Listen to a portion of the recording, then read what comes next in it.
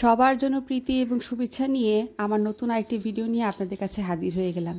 আপনারা যারা আমার পেজটি ফলো করেন তারা সবাই অবশ্যই জানেন যে আমি বাঙালি সব খাবার, ঐতিহ্যবাহী যে খাবারগুলো আছে সব কিছু আমি আপনাদের কাছে তুলে ধরার চেষ্টা করি। শীতকাল চলছে আর আমার পেজে পিঠাপুলি রান্না হবে না তা তো হতেই পারে না। আজকে আমি আপনাদের মাঝে ভাপা পিঠার রেসিপি নিয়ে হাজির হয়েছি।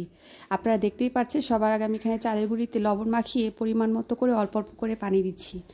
আপনারা অবশ্যই চালের গুঁড়িটাতে অল্প অল্প করে পানি মিশাবেন আর চেষ্টা করবেন যদি বেশি পরিমাণে পিঠা তৈরি করেন সেক্ষেত্রে যেন আপনারা একবারে গুঁড়িটা না নিয়ে অল্প অল্প করে গুঁড়ি নিয়ে বানাবেন পিঠাটা। দেখা গেছে দুটো পিঠা হলো তারপর আবার একটু চেলে নিলেন, আবার দুটো পিঠা হলো আবার একটু চেলে নিলেন, এভাবে করবেন তাহলে আপনার ড্রাই হবে না গুঁড়িটা।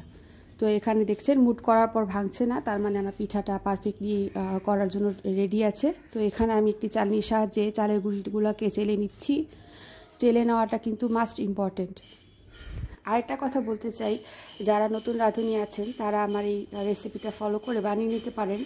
আমাদের সকলের কিন্তু আমাদের বাঙালি যে ঐতিহ্যগুলো আছে সেগুলো ধরে রাখা উচিত। তা না হলে একসময় হবে যে আমাদের পরের প্রজন্ম অনেক ঐতিহ্যবাহী খাবার থেকেই তারা অপরিচিত রয়ে যাবে। তো আমাদের যদি যারা আছি আমরা যদি শিখে রাখি গৃহিণীরা, তাহলে আমাদের পরের প্রজন্ম এই খাবারগুলো সম্বন্ধে জানতে পারবে। তো এখানে আমি ভাপা পিঠা এই সেরামিকের বাটিতে তৈরি করে নিয়েছি। সবার আগে গুঁড়িটা দিয়েছি, তারপরে এখানে নারিকেল দিয়েছি, এখন গুড় দিয়েছি। গুড় আমি দুই রকমের ইউজ করেছি, আপনারা আপনাদের পছন্দ মতো গুড় দিয়ে নেবেন। আমরা আবার একটু বড় বড় সাইজের পিঠা খেতে পছন্দ করি, স্পেশালি আমরা ঢাকাইয়ারা। তো বড় সাইজ করে পিঠাটা বানাচ্ছি, আর বেশি করে গুড় বেশি করে নারিকেল। এখন আমি দেখতে পাচ্ছেন কীভাবে বানিয়ে নিচ্ছি, আপনারা প্রতিটা স্টেপ ফলো করবেন। আলহামদুলিল্লাহ আমার একটা পিঠাও ভাঙেনি, সবগুলো পিঠা পারফেক্ট হয়েছে এবং স্বাদের কোনো তুলনা হয় না, অতুলনীয় হয়। আমার পরিবারের সবাই খুব পছন্দ করে, তো ভাবলাম আমি আপনাদের সাথেও এই রেসিপিটা অবশ্যই শেয়ার করব, তাই ভিডিওটা রেকর্ড করতে বসে গেলাম আর কি। তো এই যে দেখতে পাচ্ছেন পাতলা সুতির কাপড়ের আগে আমি ভিজিয়ে ভালো করে চিপড়িয়ে নিয়েছি। তারপরে যে কলসের মুখে এই সরু মুখটা দিয়ে এখানে আমি পিঠাটা তৈরি করব। আপনারা চাইলে যে আমি যেভাবে করছি সেভাবে করতে পারেন। আর যদি মনে করেন ভয় পান যে না ডাইরেক্ট দেওয়া যাবে না, কলসের মুখ থেকে পড়ে যাওয়ার ভয় থাকবে, এরকম যদি ভয় পান তাহলে কি করবেন, কলসের মুখটাতে একটা কাপড় বেঁধে নেবেন, তারপর তাতে পিঠা ছাড়বেন। আমি আপনাদের সুবিধার জন্য আরেকটা পিঠা তৈরি করে দেখাচ্ছি। এটাতে আমি আবার এক্সট্রা নারকেল আর এক্সট্রা গুড় দিয়েছি আমার হাজব্যান্ডের জন্য, ও আবার এরকম পিঠাটা খুব পছন্দ করে।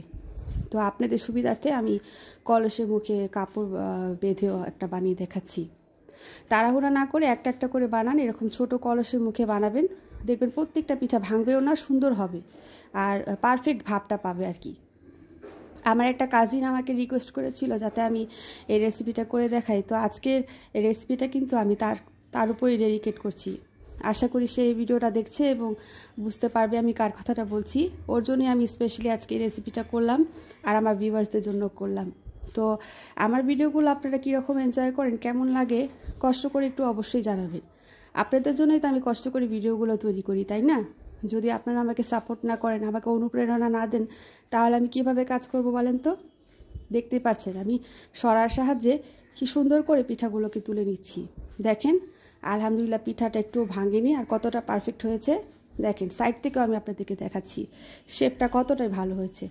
তো অবশ্যই আমার পাশে থাকবেন, আমাকে সাপোর্ট করবেন। আল্লাহ হাফেজ।